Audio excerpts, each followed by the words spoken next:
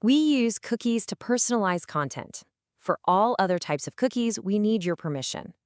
Right. We've all seen this a million times. A website asking for your consent. It's pretty standard stuff. But what if permission is given? Something incredible is sent in return. And then it's just completely ignored. And that right there is the story we're diving into today. It's about a musical gift sent over 300 years ago, a set of compositions so groundbreaking they literally changed music forever. They're called the Brandenburg Concertos, and they just might be the most amazing job application in history that never even got a reply. All right, so picture this. The year is 1721. The composer, Johann Sebastian Bach, sends this absolutely magnificent hand-copied manuscript with 6 concertos to a nobleman, Christian Ludwig, who was the Margrave of Brandenburg. I mean, the thing itself was a work of art. This timeline really lays out the whole mystery. It all starts in 1719. Bach plays for the Margrave, who's totally blown away, and says, hey, you gotta send me some of your work. 2 years later, Bach delivers this incredible masterpiece. And then, crickets. Nothing. No thank you, no job offer, no performance. In fact, when the score is found again over 100 years later, it looks like it's brand new, like it was never even opened. So the big question is, why? Well, to answer that, we have to stop thinking of these concertos as just some nice gift. We have to see them for what they really were, something much, much more ambitious, something radical. The theory is that Bach created the ultimate musical sample sheet.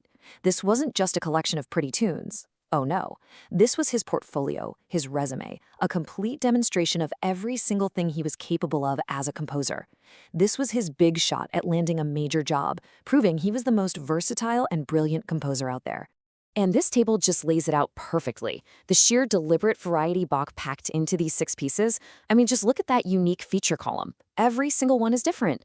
Number 1 gives us one of the first big moments for orchestral horns. Number 2 has that insane, notoriously difficult trumpet part. Number 5, it's literally the first keyboard concerto ever. And get this, in number 6, he just gets rid of the violins entirely. This wasn't random. This was a statement. Bach was showing off his absolute mastery over the entire orchestra. And that's the thing, he wasn't just showing off his skills, he was actively breaking the rules. He was taking the whole established order of the orchestra and just flipping it on its head. To really get how wild this was, you have to understand how things worked back then. Take the viola. According to one of Bach's own contemporaries, the viola was basically the benchwarmer's instrument. It's where you stuck the beginners or, the players who weren't quite good enough for the violin. It was seen as totally unimportant. So what does Bach do in his 6th concerto? He benches the violins, the star players of the orchestra, and he gives the main melody to the supposedly unimportant violas. Now, Bach himself was a viola player, so you can almost hear him saying, all right, move aside, let me show you how it's really done. He did the exact same thing in Concerto No. 5. The harpsichord was just supposed to hang out in the background, play some chords, keep the rhythm. But Bach? Nah. He shoves it right into the spotlight and makes it the hero of the whole piece. And how does he do it? With this number, 65. That is the number of measures in the absolutely mind-blowing solo he wrote for the harpsichord. A cadenza, that's what it's called. It's where one instrument gets to show off, and Bach basically hits pause on the entire orchestra to let the keyboard player go absolutely wild. For 65 bars. Nobody had ever done that before. He was inventing the future of music, right there and then. Okay, so we've got a job application, a rule-breaking masterpiece. But some music experts think there's yet another layer, something even deeper, hidden inside one of these concertos, a detailed religious story.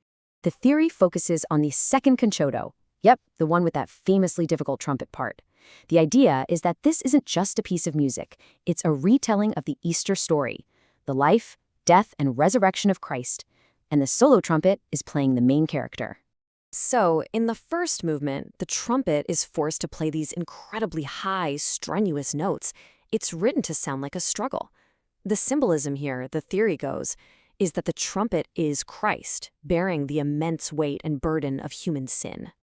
Then you get to the 2nd movement, and the instruction for the trumpet player is just one single word, tacit.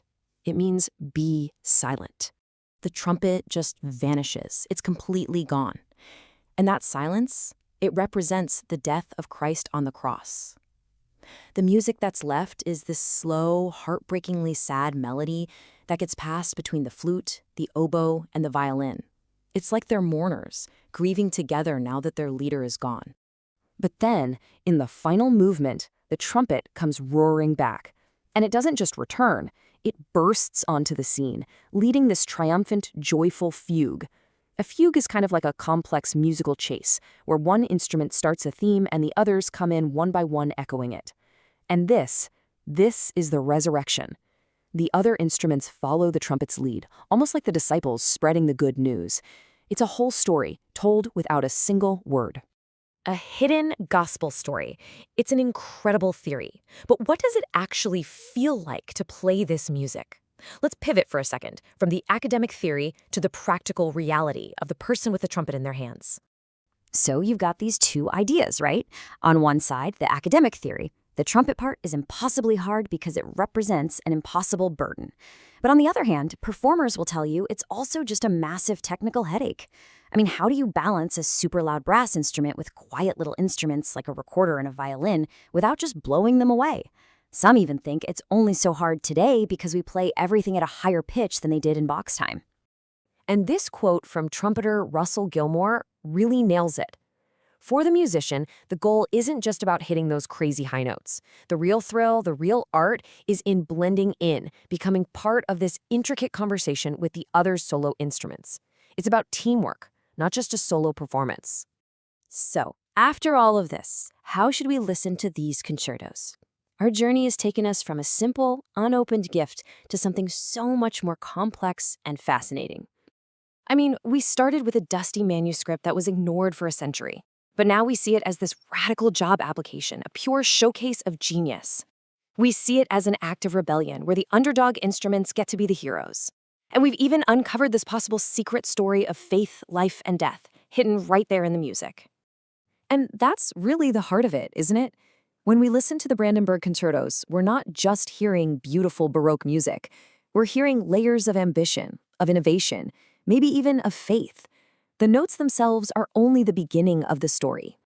Which leaves us with one last question. If a story this deep can be hidden in a piece of instrumental music, what other masterpieces are out there, just waiting for us to listen closely enough to hear the stories they're hiding in plain sight?